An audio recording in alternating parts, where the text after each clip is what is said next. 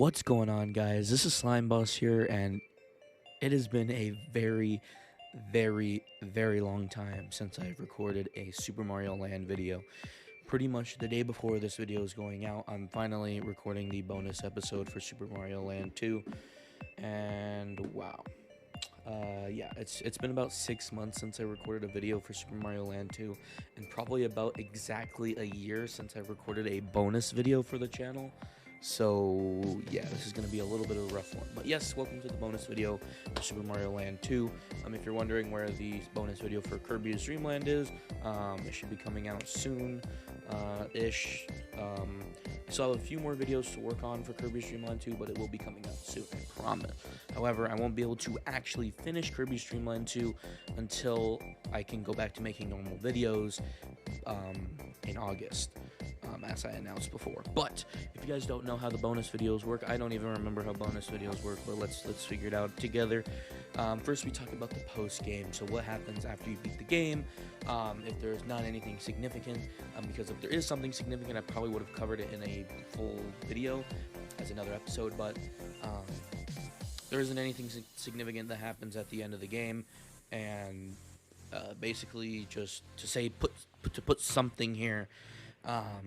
Super Mario Land 2 is the final of the Mario Land games.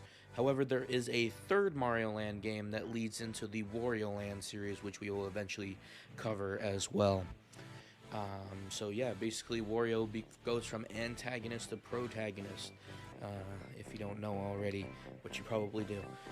Then we have the multiplayer section of the video, and usually this is where I would cover how the multiplayer actually changes the game, but there isn't any multiplayer. There's no connectivity whatsoever, which is crazy because I'm pretty sure there was a period there where Nintendo kind of focused a lot on multiplayer, or at least connectivity in some way to another Game Boy, because without a Game Boy with a link cable, you can't really do anything with it. So, I mean, even Tetris had multiplayer, and it was one of the first Game Boy games.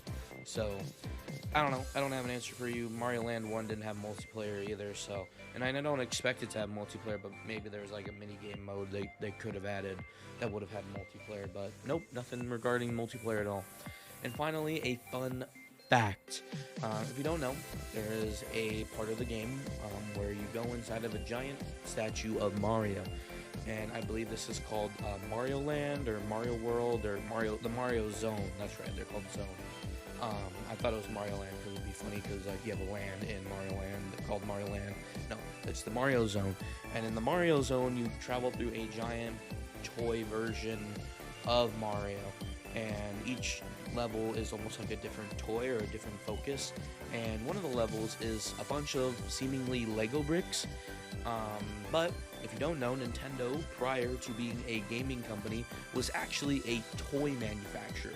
That's why their primary focus is fun and gameplay rather than story or graphics, because they just know how to make things fun, and somehow that transitioned into video games. Don't know how that happened, but pretty much since their conception, they've been mainly prioritizing fun, and that includes Love Hotels and Taxis, because Love Hotels, well, that's fun for some people, and taxis, well,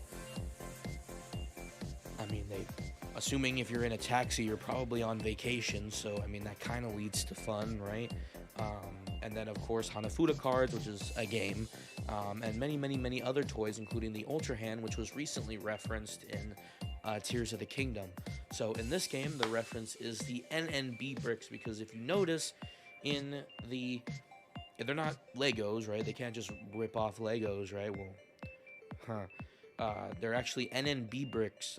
The label is literally in the level, and NNB bricks are actually just Lego bricks created by Nintendo to basically capitalize on the popularity that Lego brought. And they basically created their own Lego, and this was about in the 1960s, I believe. And they literally just straight up ripped off Lego, like point blank, like without a doubt. And eventually Lego, and they actually became really popular as one of Nintendo's more popular toys. And so, perfectly understandable, Lego swooped right in and tried to sue them.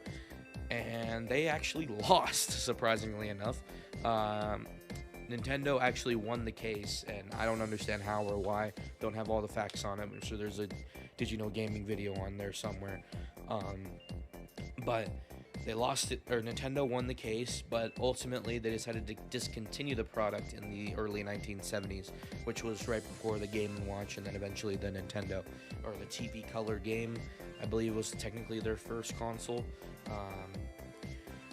And yeah, so I think it's quite ironic, because they were sued by Lego. They literally straight up blatantly ripped off Lego, and here we are, like, almost 50, 60 years later, and Nintendo is collabing with Lego and creating Mario Legos, which is ironic because they were in a Mario game, as a reference to a thing that, and also on top of that, the Mario that you explore in the Mario Zone is actually incredibly uncanny, almost just as uncanny as the Lego Mario sets, which is almost perfect, and we've pretty much come full circle.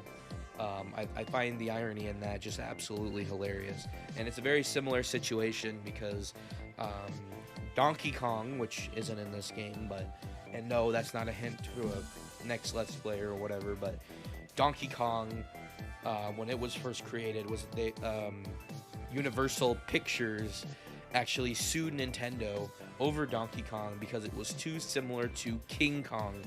And I don't remember how that whole thing played out. I think Universal won. I don't really remember. I mean, obviously, if Donkey Kong is still around today, then Universal probably didn't win. However, the fact now is that they're working with Universal and creating the Mario movie and many other Nintendo movies to come. So, just the irony just keeps piling on top of it. I think it's hilarious. But that's gonna do it for today's bonus video. If you enjoyed the series, don't forget to leave a like, comment, and subscribe. And I will see you guys next time for whatever I end up doing next, which will probably end up just being Luigi's Mansion in a few months. Who knows? I have a couple of the live streams that I want to release as well. But of course, we're still going on with Pokemon Gold. So I will see you guys next time. Bye.